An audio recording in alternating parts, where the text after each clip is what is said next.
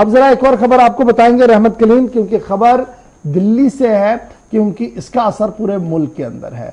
कौमी सलामती के मुशीर का बड़ा बयान आया, बयान कहां पर आया, डिटेल के साथ। जी बिल्कुल, कौमी सलामती के मुशीर अजीत डोभाल ने बाज़ाब्ता तौर पर बैनुल मज़ाहिब एक इजलास में शिरकत की, और ये इजलास बहुत ही अहम, मुल्क की ज़रूरत और वक्त की ज़रूरत के हिसाब से, क्योंकि इस वक्त जो मुल्क के अंदर इंतशार की कैफियत पैदा हो रही है, जिस तरह से दाखिली सिक्योरिटी को कहीं ना कहीं ख़तरा लायक होता हुआ दिखाई दे रहा है, ऐसी सूरत हाल में दाखिली इंतशार से बचने के लिए तमाम मज़ाहिब के साथ मिल करके, तमाम मज़ाहिब के मानने वालों के रहनुमाओं के साथ मिल करके एक नया खाका तैयार करने की ज़रूरत थी, और उसी ज़रूरत के पेश नज़र बाज़ाब्ता तौर पर अजीत डोभाल की क़यादत में बैनुल मज़ाहिब इजलास का इनेकाद दिल्ली में किया गया।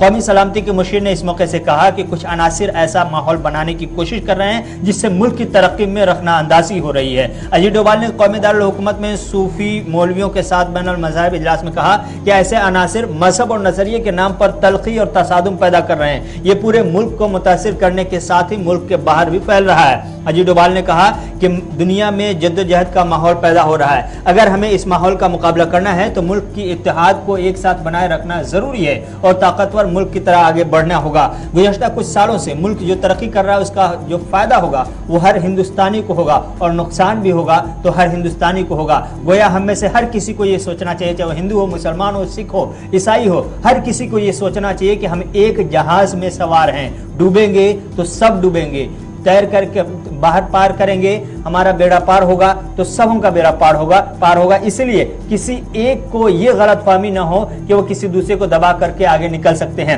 हम तमाम के तमाम एक जहाज में सवार हैं। इसलिए अब वक्त आ गया है कि हमें ज़बानी बयान देने और मजम्मती बयान जारी करने के अलावा आगे बढ़ करके जमीन पर उतर करके काम करना होगा, लोगों से मिल करके समझाना होगा, शरपसंदों को रोकना होगा और हाथ पकड़ कर उन्हें सीधे रास्ते पर लाना होगा। ये वक्त की जरूरत है। उसी दरमियान उलमाए किराम की जो एक बड़ी जमात वहां पर मौजूद थी, उन्होंने सीधे तौर पर जो करारदाद बाद में पेश की, उसमें एक करारदाद सबसे अहम जो करार था वो ये था कि इस वक्त जो मुल्क के अंदर एक नारा गूंज रहा है कि सरतन से जुदा, इस नारे का इस्लाम से, दीनी तालीम यानी मजहब इस्लाम से दूर दूर तक का कोई लेना देना नहीं है। कौमी सलामती के मुशीर के साथ हुए इस इजलास में इस करारदाद पर मुहर लगाई गई कि सरतन से जुदा का हिंदुस्तान में जो मुसलमान हैं और जिस इस्लाम को हिंदुस्तान के मुसलमान मानते हैं, उस इस्लाम से कोई लेना देना नहीं है। किस तरह से मुल्क की मौजूदा सूरत हाल पर अफसोस का इजहार किया कौमी सलामती के मुशीर, वो भी जरा सुनिए। दुनिया के अंदर में एक अजीब सा माहौल, कन्फ्लिक्ट का माहौल पैदा हो रहा है।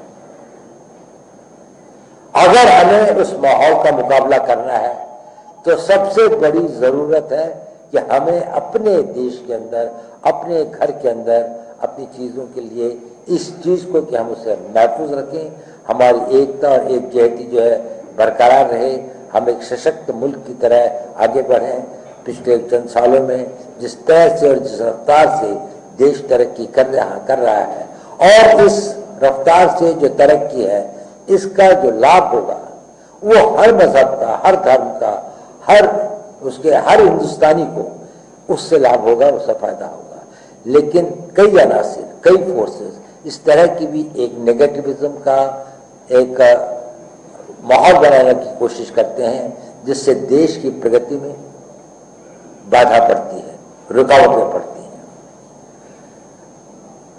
चंद लोग जो धर्म के नाम पर या किसी और विचारधारा के नाम पर हिंसा का, दो लोगों के अंदर वैमनस्य पैदा करने का, लोगों के अंदर में कॉन्फ्लिक्ट क्रिएट करने का प्रयत्न करते हैं, उसका प्रभाव पूरे देश पर होता है, देश के अंदर भी होता है और देश के बाहर भी होता है। उसका कारण यह है कि एक बहुत बड़ी जनसंख्या, एक बहुत बड़ी मात्रा में लोग, आप जैसे लोग शायद अपनी आवाज को उतना बुलंद नहीं करते जितना होना चाहिए। तो माइनॉरिटी, एक बहुत छोटे चंद अनासिर की आवाज लगता है कि ये शायद हिंदुस्तान की आवाज है।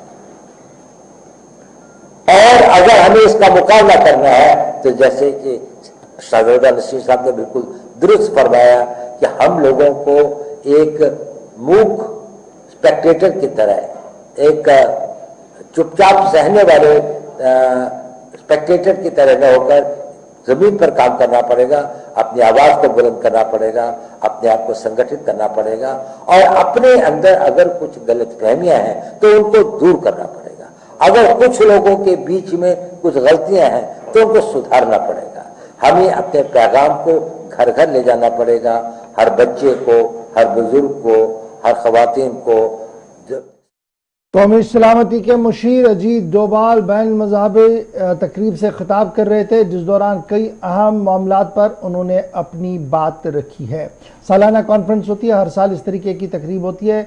कोविड की वजह से लास्ट ईयर ये नहीं हो पाई, लेकिन इस साल इसका एहतमाम किया गया था। दिल्ली के अंदर प्रेस क्लब के अंदर ये हुआ था, कॉन्स्टिट्यूशनल क्लब के अंदर, वहाँ पर ये तकरीब से खिताब कर रहे थे। रात देर गए कौमी सलामती के